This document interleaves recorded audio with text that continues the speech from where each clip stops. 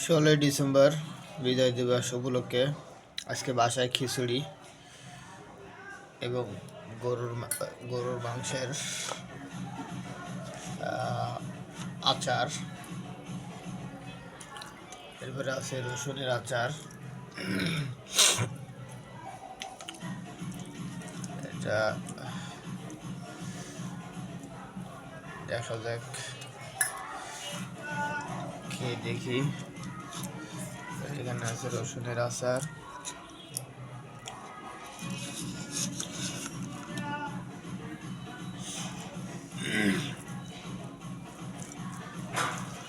যদি কেউ পারচেস করতে চান আচার তাহলে আমার সাথে যোগাযোগ করতে পারেন। যদি খেয়ে দেখি কেমন লাগে। বিসমিল্লাহ।